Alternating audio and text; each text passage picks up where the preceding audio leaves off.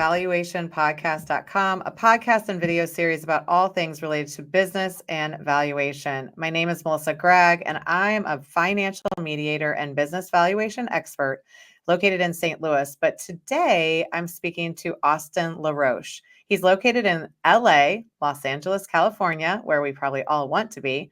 But he's actually the CEO of a global full service marketing agency called ATAK Interactive. And he's the creator of the M2S process, which is marketing to sales framework for business to business growth. So today we're actually talking about data-driven stories or unlocking value through storytelling. And although you may think that this is a little bit more of a fluffy type of conversation, this is very much in the weeds of science, of data, of understanding stories, of branding, of marketing, of all these things that you probably want to start doing a little bit more of, but you're getting distracted by AI and you're thinking that it just as easy as sending a chat bot out to do your work. So welcome, Austin. How are you? I'm doing great. Thanks so much for having me, Melissa. Well, and you are really an expert in a lot of different areas. And so, like, just in general, and maybe not specifically in business valuation, but in marketing, in business, in return on assets, in looking at ROI, in looking at the data that our businesses are looking at as well. But, in general, you kind of have a different way, like I've been working with some people recently, and they're just like, this data isn't as easy to understand. And and I'm sitting there saying, oh my gosh, this is so easy. Why don't you guys get this? And really, people are saying like how they perceive numbers and data in a business setting is overwhelming, or kind of they just don't get a good understanding of it. So what is your perspective about data and business and how we're looking at some of these complex items? Well, I'm sure in some ways I can follow the lead of Mark Twain and say that there's lies, damn lies, and statistics, right? Um, I think when you're looking at data, and we focus more on kind of the revenue generating side of data, I think people are constantly looking at data through the lens of what is driving the business forward, right? And so a lot of those times you silo those out, and at least historically, not so much anymore, thank God, in marketing and sales, right? How are we bringing on more customers? How are we increasing our lifetime value of a customer? And then really dissecting like, all right, what's marketing doing? What's sales doing? And you're trying to learn through all this activity, like what's actually growing the business. And I think historically, there was not a lot of data at all. There was salespeople's quota and BS marketing people saying 50% of it works. You just don't know what 50%, right? That was the old days. Now that we are running mostly digital, it's actually quite easy to be able to recognize marketing and sales activity and to be able to put it into a depository like a software like HubSpot or Salesforce, and to be able to measure that impact. So the big change that we've had over the years are these sales and marketing numbers, which used to not be as crystal clear, more so on the marketing side than the sales side. And now it's very transparent where, okay, someone saw this ad, someone went to this webpage, they opened this email for marketing. Okay. They took, and then that intelligence helps sales go, oh, they opened this email for marketing. They must be interested in this. Why don't we give them a call and talk about this feature of the product or service? So that's just a long-winded answer of saying now that we're going digital, we're a lot more transparent. No, I don't really think it's long-winded. I actually think there's some benefit in delineating some of this a little bit too, because our population of viewers is looking at this not only from their own business, right? Like how do they grow their own revenue? How do they do it through online endeavors, either through storytelling or through understanding what works and what doesn't? But as valuators, we're also in this space that we are looking at other people's companies. And when we're looking at other people's companies and we're trying to figure out how they can either increase their value and their value drivers and all of these things, the reality is you got to start growing your top line revenue, and you got to start encompassing AI, online, social media, SEO, a combination, pick 2 out of the 10, but where do you kind of see this going? Because as they're looking back, I mean, I think right now for this discussion, you should take some of these things and incorporate them in your own business, but we're also being consultants to other people's business. And this is an area that I don't think a lot of people understand. So they're saying, hey, business owner, go take people on more lunches, go out there and do these, in-person presentations. But are we seeing this shift in revenue or this revenue acquisition actually be way more online, or are we still half and half? Like, where do you think we're falling in the spectrum? Well, if you talk to the sales guy who's been able to get by on martini lunches, he'd tell you that all the online stuff is overrated and we're still a handshake culture. But if you see where more of the cutting edge companies continue to go, it is in some ways, I don't love it. It's a little less human and it's a lot more process and digital driven, right? That's a big part of AI. You think you're getting enough annoying LinkedIn spam messages right now. Wait till we start creating a lot more of these fake AI agents, and man, we're just going to automate that. So it's only going to get worse and worse from that regard. But what I think about when I think about like a business owner thinking about how, how customers are interacting with them, I think when we talk about stories, I think the story needs to center around your customer, right?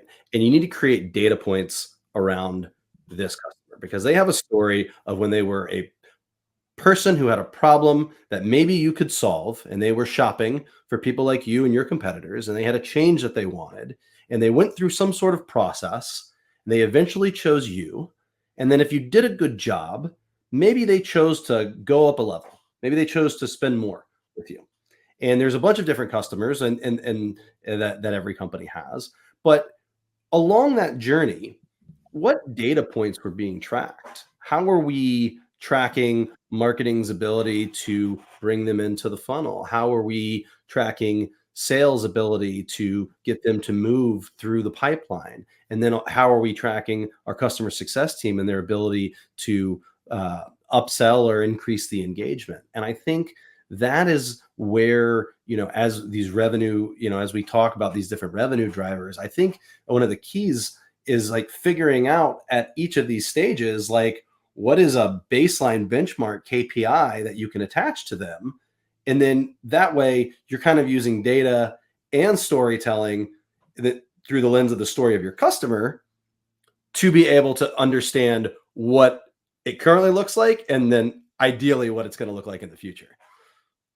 Yeah. And I mean, I guess I'm trying to figure things out as well. Like even personally, in creating content and data and all of this stuff, we're so focused on, the messaging and the story and that we're conveying the right things, and we're having, various softwares running through our content and saying, oh, it's A++, it's amazing and everything. And then we post it out and it's like on one network, it's like, wah, wah. And on another network, it's like, amazing. And then another one, it's like flagged. I mean, it's literally like, I don't even know what data points to even look at Mhm. to say, okay, I thought we created great content. I thought we focused on our message. I thought we did, like you pay attention to all the tactics that they also say to do and the Mhm. hashtags and and then literally it's like wah wah, and it's very frustrating because you're putting all this effort into some of these things.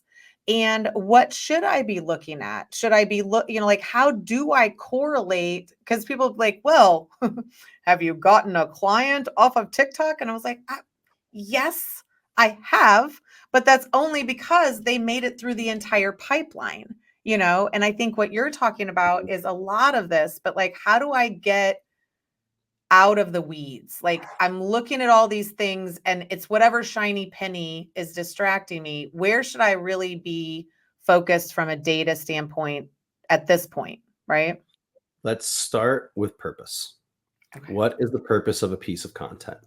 So my company, one of the SEO campaigns that we're going after is it's longer, and it's a longer tail keyword, but it's HubSpot Salesforce integration. Okay. And so we've created blog posts around this integration. And one of my colleagues and I created a video around it. And now that video ranks pretty high in some, derivatives of HubSpot Salesforce integration. And recently we had a prospect come in and they said, I watched that video and I said, these are the kind of guys that I want to work with. And I thought, okay, that's some content that has some purpose, right? Now, on the other end, other ways that, people look at content, they have podcasts like these where they talk to other great business leaders and they think, oh my gosh, now as we're expanding our expertise and we're expanding our thought leadership, we're going to meet people who hear what we do, who can see our impact. And maybe at some point they can become channel partners. That's not the purpose, right? The purpose isn't necessarily, oh my gosh, they have to be channel partners. Anybody who we meet needs to someday give us a referral. No, no, no, no. But what we want is we want other people who are really interested in helping others to hear what we have to say and our perspective and how we help create the change that different customers out there would like. And then at that point, we can pass it on. So to me, what it comes down to with each piece of content is like, what do we want out of this? And how does that end up ultimately leading to a business impact? Because, like to your point, if you put out some great content and you grow this TikTok following, maybe you don't get a customer off the bat, but maybe you go and you sit on a panel and they accept you on the panel because they see you've, got yourself a couple thousand TikTok followers and you've built that authority. And now you're in the room with a bunch of people in your target market and you're showcasing what it is you're doing. And now you've got the target market going, wow, okay, I need to meet this person, right? So it's really kind of understanding what it is that you want out of your content and what the ultimate end goal is for business value. And to your point, it's not always easy, but I do think that you can quantify it in specific ways if if you really, really need to. Well, and I think that there's a little bit of a struggle because, like most, again, the people that are watching this are like creating bigger dollar items, right? So I'm not selling, like everybody gets distracted right now with like affiliate marketing and commission, like I can make a little bit of a commission. And I'm like trying to tell everybody, like, I'm the affiliate, like we're affiliate marketing ourselves and like we're the commission. And I think that in kind of thinking like that, to me, and I tell people all the time, like, I don't know if I need to have a 5,000 views on a video. I need to have one that pays me, you know? And so are we really shifting away from, because right now shorts and smaller, form content is all the rage. But Mhm. are we shifting towards authority and thought leadership? And should that be where we're creating more content or strategic marketing ideas? And what are your thoughts on that? Like how would am I putting that into video? Am I putting that into long tail, long form content? Am I focusing on a book? Like, is this where we're moving towards, or is it this shorter, do I need to be doing dances, on TikTok and, doing the trending sound? Like, where is this really for those of us who are at not our peak of our career, but at a point where we really are that leadership, those ideas coming out? Where's your view of that? Well, at the end of the day, it all comes down to getting the right message to the right person at the right time. And the reason why I think shorts have taken off is because you're only asking for a small amount of time. It's like you're giving somebody a preview the way you would back in the 90s when you go to a movie and you'd see the previews at the beginning. And sometimes you see the preview and you go, wow, that looks awesome. I have to see it. I got to see more. And so I think when shorts feed into something bigger, that's where they have the most impact because you're saying, I know that I only have such a short time to grab your attention. I'm competing with a lot of people for your attention today. And I'm going to put something that is going to grab you. And then I want you to go and I want you to see longer how I can, for lack of a better way of saying it, some people think this word has a negative connotation, but persuade you to continue to learn more about me and how I can help you along the way. So I think, you know, everybody's out there shopping, everyone's trying to get everyone's attention. So sometimes you have to grab people in a short period of time just to go, hey, give me a little bit more time. It's going to be worth it. And then if you can blow them away on the back end, so to your point, that quantity versus quality thing is always going to be that balance, right? Because, if you say, I just want 10,000 views, well, then, yeah, then do a dance. Go do a dance if Yeah. you just want 10,000 views, right? But how Right. about 200 views of the right people and 4 follow-ups? Maybe not do the dance, maybe then showcase that thought leadership and get people excited about the change that you can bring to their world. Well, and then, I mean, this was like the literal conversation that we were having this morning because it's like, okay, if it's really about consistency, right? Because most of our platforms, it's like most of our platforms, we have things always going out, right? Mhm. Consistent basis, they're already plugged in. And then anything we do is kind of additionally, right? Like you're doing the dance or you're doing this, oh, I had this client, this courtroom drama, but we're starting to find that there's really reasons and seasons for content. There's platforms of what you create, like in some of these, they're seeing us for the first time. Every single short is for the first time. So it's just like give you a little bit and then you have to get them in your funnel. How many professional services firms are you seeing really put some effort into the funnel, put some effort into the automation of, like these people coming in? Because, the firms of the olden days of big firms with hundreds of employees is no longer. We're having these smaller firms. We need to be more efficient. We need to be more effective. Where are you seeing that we should focus in some capacity? I think one of the things that I always talk about is, you know, marketing towards a need versus marketing towards a demographic. So if you're marketing towards a need, typically you want to be where people are looking for things. So, if let's just say if you're a plumber and something goes wrong at my house and I need a plumber, where am I going? I might go to Yelp, I might go to Google, I might go to the local Facebook group and see if there's anybody that they recommend. That's where I'm going. And I'm searching for this because I need it. Okay. That's where so if I'm a plumber and I want to be where people are, I want to have good relationships with the community so that people might recommend me in the Facebook group. I want to make sure that my listing is as high on Yelp as possible, as well as Google. So that's where I want to invest my marketing dollars, because that's where people are searching. And quite frankly, when they need me quick, right? Now, if I am this cool AI product that nobody realizes that it can change their life, then I've got to market to a demographic. And marketing to a demographic is harder than marketing to a need. Okay. When you're marketing to a demographic, you're saying, I have this thing that you've never thought of that can change your life. And so I'm going to paint the promised land for you. I'm going to show you what the world looks like and what your world could look like with me in it. But I might have to show you 7 to 10 times. Okay. Like you might have to really see this over and over again before you take an action. And I think when you're a company that's marketing to a need, you see more like immediate wins. And when you're having to market to a demographic, it is harder. You're pushing more thought leadership. You're having to get more eyeballs. You're having to the the convincing period is quite longer, right? To go, hey, like take a meeting, take this demo. Like this could really be great for you. So I think it's like really understanding where you're marketing to a need versus where you're marketing to a demographic, setting proper expectations for yourself. But then once you understand that path, like think about what you want your ideal prospect, what you want their path to be. And put yourself in their shoes too, right? I think we've all been in meetings where we thought we were just kind of introduced to somebody, and then before you know it, they're like, "Do we have a deal or not?" And you're like, "What are we talking about?" Like, like wine and dine me a little bit here, pal.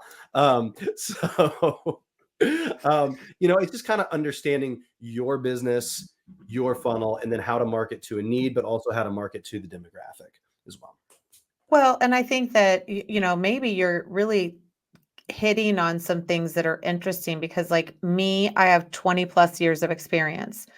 I am marketing different than when I had maybe 5 or 10 years of experience and I just needed to be out there in some capacity, and I think part of this is because what I think we're entering into a space is where we're educating people more. Like I'm creating business concepts, valuation mediation is bridging, mediation and the separation of companies or coming together of companies, right? And I have to educate people on what that is, or divorce allies, how, we're helping women in divorce with a monthly webinar and like again, it's not like you could just see a snippet and say, yes, I want that. It's almost like we have to say, here's some free things, and then here's some a little bit Mhm. more, and here's a little bit more. And in a lot of that context, the person's first idea to do something is a book, and we've found it's really easy to publish yourself, through KDP or other types of things. But if we're in this space of education, if I'm doing things, and I would venture to say you are too, and there's a lot of people that are kind of breaking the mold in their industry, are we really concentrating on social media posts? Because and let's be clear, we always assume you need to be doing everything, okay?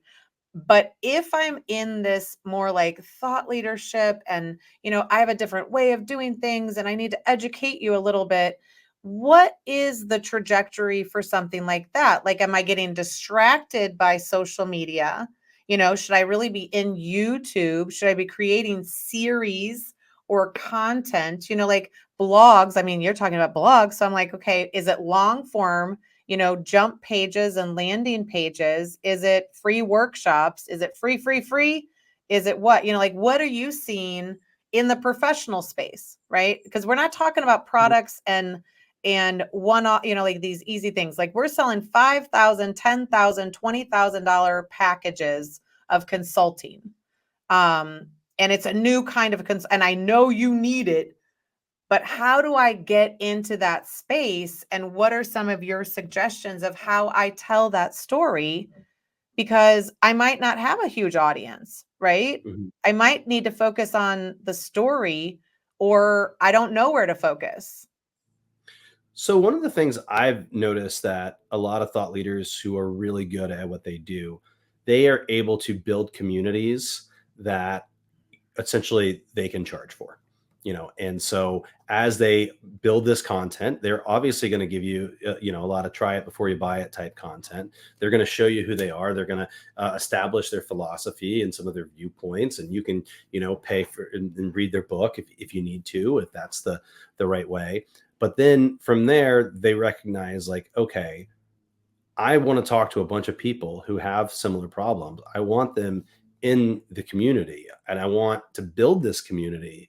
And so you see a lot, a lot of these, let's call them like popular business books. They start as like oh, have you read this? Have you read that? Oh, have you read Story Brand? And now before you know it, you've got a whole community of Story Brand implementers. And, and they're now spreading the word and they're spreading the gospel, and it all kind of comes back to the person. But I think the reason those communities ultimately get built is because you're solving problems, right? I mean, I think marketing, when it's done right, is you're talking to someone who has an issue that you can help solve, and you are painting the promised land of a different world, a world of change, a better world, a world they want to live in. And you have enough authority or credibility to where they want to take an action and go, tell me more, because I want to live in that world. Mm-hmm. Well, and I think that a lot of what, we're doing is just trying to do something. We're given this, like we should be having AI do all of our jobs right now, and I really should have like a bot that looks like me and is answering all these questions, because that's what everybody like I need to be creating Mhm. shorts, and then I need to be creating this, and it has to be my face, and then it has to be me moving, and like it all Mhm. is very, very confusing. And I don't even know if if we don't have the structure in place, Mhm. and if you don't have the way to take on some of these, is it even worthwhile endeavor? Like, where should I be really focused? And, in some capacities, like if I want to present, like I'm presenting about settlement offers, okay, and so I'm Okay. showing people like the property statement, the assets and the debts, and and already I'm like, this is so freaking easy, right? And everybody around me is like, this is so freaking hard. Mhm. Like, this is really hard to understand. So how do we take some of our knowledge, and it's not a 60-second snippet, right? I Mhm. can't explain assets, and I can't even explain what an asset is in 60 seconds very easily. So, what are some better ways of communicating some of these complex things? And how should I put it out on social media? Like, is anybody willing to watch a 20-minute segment or an intro course on this? Or where do you think people are really buying and consuming information? I think that's a great question. I was very flattered a couple of weeks ago. One of my all-time favorite employees, who's moved on, she sent me this article that said, "This reminds me of you," and it was about. It was like, "Are you a simplifier or are you a complicator?" And I was like, "Oh, Oh, that's nice," because I know I'm a simplifier. I need things dumbed down. I've got massive ADHD, and if you get a little too far in the weeds, I'm out. Um, right. so one of the things that I always notice that I think works for companies is they're able to talk about impact and intent, and then use that data to support the impact and the intent. Right. So you want this. Do you want this is your version of the promised land? If you want this, these numbers show you how you get there. Okay. And so when you're setting things up through the desires of the target market and then showing how the data, works, and what you're going to notice is you're only going to have a handful of people who are like, oh, I get it. I see the path. The other people are just going to go, well, I want that. And she's talking really confidently. So it sounds like she knows how to deliver that. And so if you keep bringing things back to the intent and the impact and the goal and painting that picture of where that audience member wants to be, then you can have those complex things support it, but also not in a way that overwhelms, right? It's like we've all seen presentations where somebody's got 4 paragraphs up there and you're like, I'm not listening to a word they say. I'm just reading that paragraph. Whereas you'll see somebody with a presentation and maybe there's 3 sentences, and then you're recording it because you're like, oh my gosh, this is so good. I got to make sure I get all the details too. And then so you just got to meet people where they're at. But I think you have to attract them by continually go back to the world they want to live in and establishing your ability to help them get there. Well, and I think that we're constantly trying to figure out what other people want, as opposed to kind of more solidly being in what we know. And I think that some of this in creating content or creating information, that is very spreadsheet centered. I've Mhm. noticed that I talk about settlement. This is even to our own internal, like, affiliates and partners that have gone through this process with us several times. And it's like, once you can talk about it, you can explain it, you can give examples, but until they see the spreadsheet and they go through, like the 20-minute, the hour process, and they're like, oh, it makes so much sense. Like, now I can see it. It's almost like we have to present those spreadsheets in the way that they look, because some of the stuff that we do, it's so intangible that people really can't even put their heads around it, because it's math and intangible. Mhm. So I've seen a lot of our presentations where we're actually showing the spreadsheets and going through it, and I'm thinking they'll want the spreadsheets, right? No, nope. And I'm like, we could give you these spreadsheets. You just have to, direct message. No, no, nobody, nobody asked for the spreadsheets, but they all like get it. Like, they purchase at the point that they get it. They understand. It's almost like we're giving them the preview of the valuation review at the Mhm. beginning, right? That's what they get at the beginning. But is that confusing? Like, because it seems like it works, but it's also, almost just showing them what it looks like. And they're like, okay, now I know. Do you think they're really getting it, or are they just like comfortable now? I think it sounds kind of like it may be real, it may be hypothetical, but it's a case study, right? It's Yeah. this is the world. This was somebody who lived in a world that you currently lived in. This is where they were. This is where they ended up. These numbers show you how they got there. And if I can explain to you how that works, and now you're in the shoes of the person before the change happened in their life, and you're looking at the spreadsheet. Maybe you don't need the spreadsheet. Maybe Melissa just explained it to you enough to where you go, okay, if she did it for them, she can do it for me. I know where I want to go. I'll hire her. And you go, well, that's great. And you want the spreadsheet, right? And they go, nope, don't care about that part. I want you. That's you. That's on you. You sold me. I trust you. Now take me where you took them. And I think that, and that's where I could see that resonating a lot more. Just again, the change that they're looking for more than the numbers that prove what that change is going to look like. Well, and I think, and even internally from a marketing perspective, we've always thought that case studies, it's almost like we just like fail to put the effort in to go through the case study, but like they're very effective. Do you think they're more effective than like video, just video training, because it's kind of experiential learning, if you will? Yeah, I think case studies are part of social proof, right? As a business, you're Okay. going to say, we do all this great stuff. We help everybody and we'll make your world a much better place. But then you start researching that company and you say, okay, well, what are others saying about it? And you see, oh, cool. They've got a million reviews on Google and they're all positive.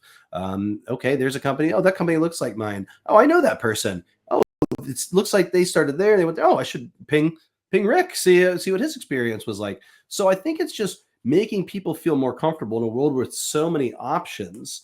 Don't you want to feel as comfortable as you can with the company that you're going to be engaging with, and anything that you can provide that makes people feel more comfortable that you can actually provide this change that they're looking for, and you're not just saying it, you're not giving them the promise, but you're giving them data, backed points of how you can do this and get these results, then it just makes them feel a lot more comfortable. And that's kind of really helpful in that convert stage, when you're trying to convert somebody.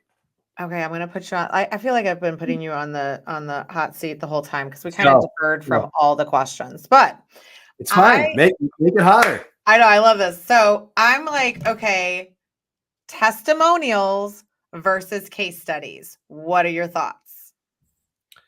I think testimonials in abundance, which is like, an area like it's called a review depository, for professional service companies, it can kind of be niche. I know Clutch was something we were all looking at, like, is this going to take off? I don't know that it is, but if I see that 30 other companies have put their name on the line and given you 5 stars, now I'm really interested in your testimonial. But it's kind of like Mhm. there's 3 of them. It's kind of like a reference check for an employee. You're like, okay, you're going to put your 3 best friends there. They're going to say something, and maybe I can look at it. So I think sometimes a testimonial can draw you in, but a case study that really explains where somebody was, how they came to you, and then how you provided the change they were looking for is going to be more impactful. But to what we were talking about earlier, it's usually longer form, so it's Mhm. harder to get them to come in and read the whole thing. So there is a balance, right? Before somebody clicks the whole case study, is there some good teaser copy there that makes them go, oh, this is worth checking out? Yeah. Okay, here's another good one. So if I operate a lot in divorce, Hmm. one of the areas that people like to go towards is like celebrity divorces or, Brad Pitt and Angelina Jolie, what's happening with it, like whatever those are, Hmm. or sort of like these tragic kind of stories, right, that have happened in divorce. Is there any, and there's a way that you can tell the story, and it's a case study or whatever it is, but it's really kind of a story about that you're blinding a little bit about your client. Hmm. Is it better to frame it up as a case study, or is it better to frame it up as like a story about what happened? And and you're kind of outlining some of the things that could go wrong, if you will. Yeah, I would never position anything in a that's so personal and emotional to somebody like divorce and like in business terms, right? Because Mhm. you are very much not dealing with people at their most logical sense. You need to meet them where they're at emotionally, right? Mhm. And so, there's all those different feelings people have when they get divorced. There's like the anger, there's the, sometimes there's vengeance, and I think that if you're able to tell stories, and you probably change names and whatnot to protect people, but you talk about where people were, because again, in especially when you're going through a divorce, there's a place you want to be, and it's not where you are right that minute.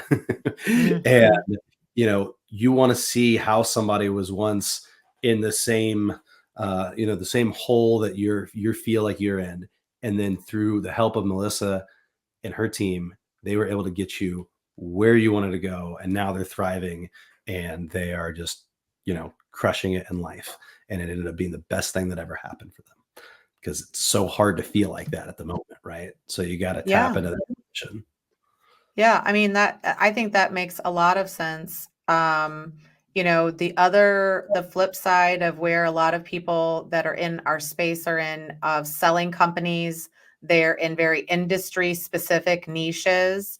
And, like maybe there's a great guy that sells insurance companies and he really focuses on it. There might be somebody else that focus on plumbers or HVAC or something like that.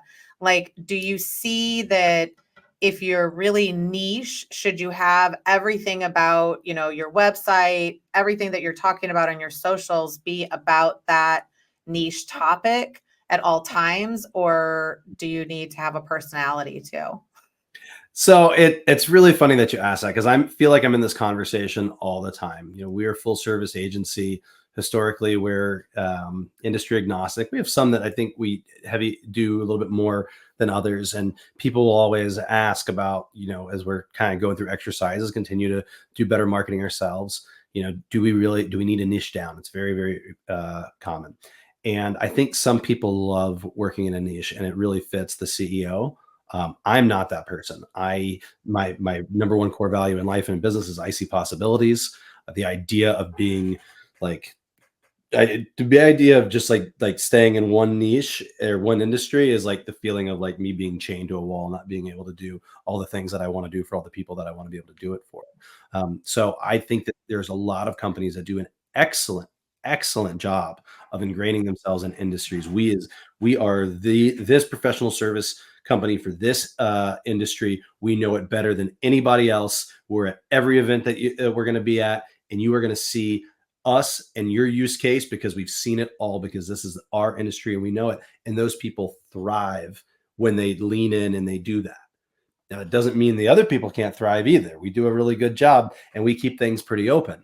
But I think it all comes down to the comfortability of the CEO. Because yeah, I think like any organization, it needs to follow the vision of the person at the top. Well, I mean, but this gets us into a fascinating conversation. And again, nobody should be watching this podcast that doesn't understand that I'm obsessed with marketing. So just lean into this because as I've seen, we're shifting towards personal branding. And I would tell you 10 years ago, I was literally telling people do not name it your business name. Like you're never going to sell that company off Mm. your business name. So here's conceptually a thought. I think, and this is crazy because nobody wants to even have one network, but I think you really have to have like kind of your business could be a little bit more niche and there's pipelines for your business. And then your personal brand is you, like what you love, what you do. Yes, I do this niche, but I also do these other things. And it almost feels like you have to be, and it's because that business is what I sell, and maybe niche, this me personal branding is me, but that seems even more overwhelming by having all of these different like, factions. Do you think it's getting to that point? Do you think we should focus on personal branding or business niche branding, or What? I love this question. I actually am very much in line with where you're at, right? Okay. You name your business after you.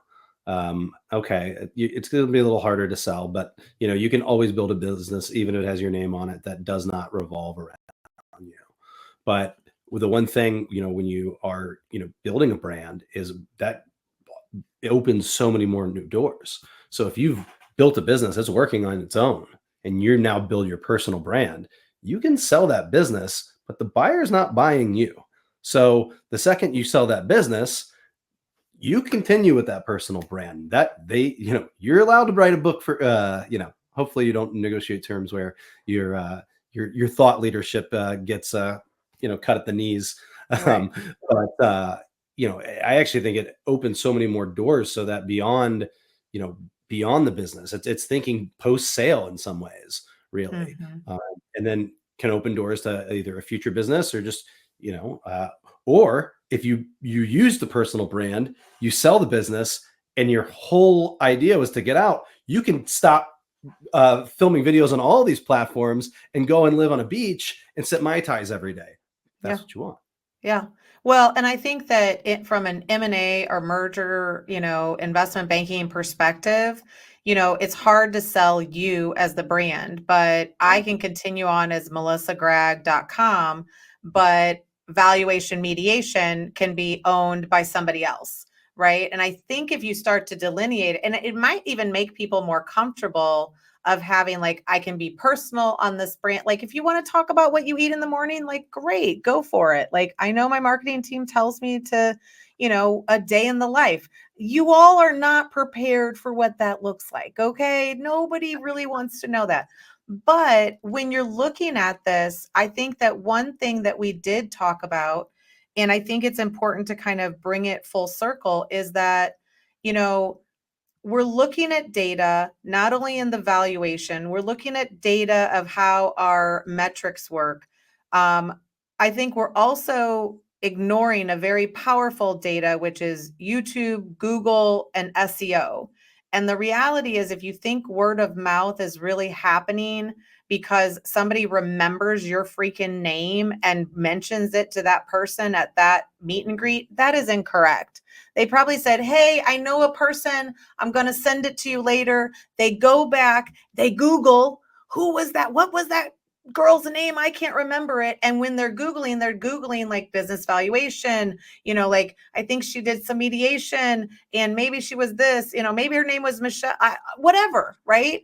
They're going through and they're searching it. So what does the data about storytelling enhance the perceived value? Because if you go and search for me, I'm everywhere, right? Now that's you're going to perceive that I'm on all of these networks, but I've also been doing it for years and years and years. So you've seen a lot of it build up. What do you think it's really telling about a company's perceived value when you see them out there in a lot of different places? Well, I think what ends up happening is you have metrics that actually matter, and you have metrics that, go back to the damn lies quote from the beginning, right? So if I go on to your social media and I look at every single one of your followings and you have thousands and thousands and thousands of followers and no engagement, um, Mm. I don't care. Like your metrics don't the metrics that matter are that you are driving influence and conversation, that you have people who are listening, right?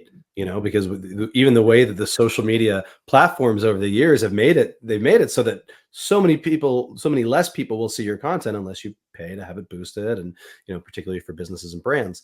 So I think that, to your point, you have to know the metrics that matter, because I mean, even like website traffic, like when done authentically, like it can be an indicator for other different areas of growth, but in itself is just a vanity metric, right? Like it doesn't matter how many people come to my website. I always tell this story. In late 2016, I said, hey, we were much more like web development heavy back then. I said, why don't we do this? Why don't we write a beautiful websites for your inspiration in 2017? This is like in November of 2016, right? So you get the SEO of the year. We get that published in 2017. That was easily 95% of our site traffic came from there. I put every sort of visual CTA you could imagine. We got zero leads from it. Okay. So 0 leads. So 95% of the traffic is there as what? Design interns who just want some inspiration. Awesome. So again, like, and I think this happens a lot with social media. Yes. And I want to tell a story because I used to be really heavy in social media. I started in 2008, the Chicago Tribune. So like, I sometimes I have PTSD. Like I'll see one of those social media days, like people posting about, and I'm like, I just feel clients like emailing me, why did we not do this like our competitor did on Pet Your Dog Day or whatever? Right. But I worked with this franchise out of New Orleans called PJ's Coffee, and they continue to grow and grow. Great coffee brand, whatever. And I knew all the tricks to get the engagement numbers, right? We could have a picture of a dog next to a cup of coffee. Oh my God, everybody loves that. It's cute, whatever. So one thing we did early on to drive business impact is we created a opportunity for the whole community to be able to um, suggest and ideate our next like limited time flavor, right? And Mm. so we put out a bunch of posts, and they probably got low engagement. We probably got maybe 20 to 50 suggestions, and then we narrowed it down to like 4, and then we had everybody vote on it, and then they came up with this limited time offer called Southern Wedding Cake. And so every spring, I haven't been back in so long, so I don't know. It was at least a decade. They every spring, Southern Wedding Cake was a limited time offer. It was a big rollout, and they had a big increase of people who showed up because they wanted the Southern Wedding Cake after this was all ideated on social media. Now, Mhm. none of our engagement numbers were nearly as high during this campaign, not nearly as high. And so I kind of in the early days I had to kind of fight for it, like, hey, just wait, like I think it's going to have business impact, right? And when we're in the middle of it and our job is to showcase these numbers, maybe we're looking at the wrong numbers. Maybe it's not about how many likes we get because we were able to put a cute dog and get an easy win, right? To keep our engagement up. Maybe it's the numbers that then come back to a business pursuit that then leads to revenue, that then leads to ultimately what we're looking at, which is, business growth. Oh, and I mean, I think that that is a brilliant story because that is happening all the time. They're like, I keep on forgetting sometimes, like if I'm, like, because we have a lot of content that gets automatically posted.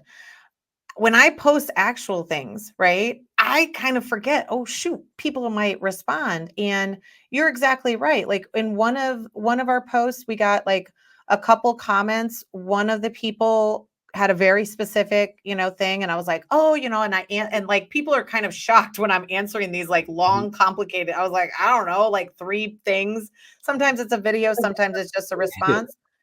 She converted. She joined the group. She became an actual client. We've helped her move through the process. And so to me, I'm just like, the more we just continue to push out our message and continue to use these platforms to just, showcase whatever we're doing. Where do you recommend, and then we're going to kind of talk about your company and how people can get in touch with you. If I'm sitting here and not doing that much, right? And Mhm. maybe I'm blogging one every so often or have a newsletter. Where do you recommend I go, or vice versa?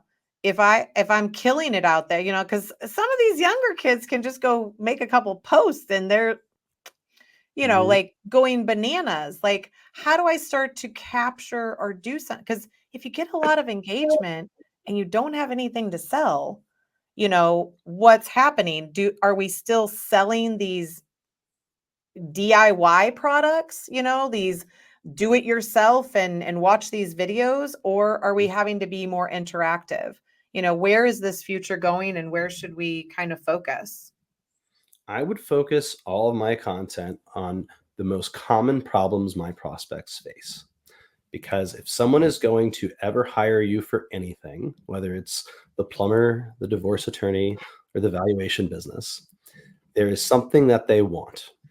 There's a problem in their life and they want it. And you can help them provide that solution. And so if you're constantly looking through how you can help the people you want to serve and develop the kind of content that maybe isn't the kind of content that they're going to see today and go, oh my gosh, I need Melissa in my life. But they go, oh, she's smart. I'm going to follow this. And like Right. when it's time to sell my business, like that's my gal. I like her. So, if you can really kind of get to those problems that the customers are facing and be able to put content out that gets people to think, oh my gosh, this might be the person who can provide this change I'm looking for. Because we all want to live in a, for lack of a better way of saying it, a better life. It doesn't mean it's drastic. It doesn't mean we all hate the life we live in, but there's an old Mad Men quote. What do people want once they get happiness? More happiness, right? There's a little bit better that we can always envision. And if you can be the one to help me get there through what you're doing, I'm interested. I might not be interested to make a call today. I might just give you a follow, but I'm interested to keep listening. And so recognizing that you have that opportunity to develop that content that speaks directly to your target audience and makes them understand that you can be the one to bring them into the world of change they're looking for. That's the money right there. Well, and I think that from your perspective, though, as a marketer, because I've been saying this for a long time, like I really don't think that the metrics really matter. I think that being very clear on your messaging, being very clear on your pipeline and how people can get to you is way more important. But in that context, I think that takes a lot more active participation in it. It's a lot more strategy in the process, and it's not a quick do these things, like even this morning we were like, I want to boost some stuff. I want to get some stuff going for the workshop or the this and that. And everybody's like, just calm down, And so in the past, it's been like, oh, we got to get this going. How, as a marketer, do you get people to not focus on the likes, the share? I mean, literally, like, I feel like I'm depressed. I had a video that went out yesterday that got 700 immediately, and I got a video today that got 10. Wah, wah, like, and it's an emotional roller coaster. Like, literally, I got to step aside and be like, that does not define me. But in this, like, you're working with clients and they're like, metrics matter. How do you get them to shift? Where should I be shifting? And how do I think that any of these are actually converting? You know what I'm saying? Because it must be all me. Like, I think that that's where people are like, well, it must be how I say it. No, because sometimes how I say it bombs out there. You know what I'm saying? So what should we be focused on if we're not focused on the likes or this? And we're focused on engagement and being interactive with them, but I could see your clients being like, yeah, okay, you don't want us to focus on the metrics. Where am I focusing on? Can I really? Because Whoa, yeah, I'm where going to should I? interrupt you. Yeah. I want you focusing on the metrics. I want you Okay. focusing on the data. I want you Oh, focusing on the conversion metrics and the conversion data. Okay. okay. So when you tell the story about putting out a video and getting 700 likes and being like, yes, and then 10 and going, I don't know how many views the video got that the person commented on that became a client, but that is the metric that matters. That Yeah. was the one that came in. It wasn't the comment, it was the lead. If your goal, the purpose of your content is lead generation, then what that conversion metric is that it's a lead, right? Yeah. Yeah. If the purpose of your content is to delight your community and your customers, then what you're probably looking at is more of your lifetime value of your customers, because if they love the things that you're saying and they continue to follow you and watch you, you're educating them. They might come to you and go, you know what? I need us to do a little bit more over here with this service, because after watching what you were saying, I now realize that I'm only scratching the surface on this engagement. Like, you could be doing so much more for me. So I think it's understanding the purpose and understanding what a conversion metric looks like and focusing on the conversion metrics, trying not to get, emotionally wrapped up in the vanity metrics. It can be hard, 700 versus 10. But, really focusing on those conversion metrics and, thinking about how we want this content to perform towards our end goal, which is growing our business. For a lot of people, some people, the business is influence, right? And so if that's what you want, then you're building your influence through, again, it's not likes and views, it's comments and engagement at that point. So Yeah, absolutely.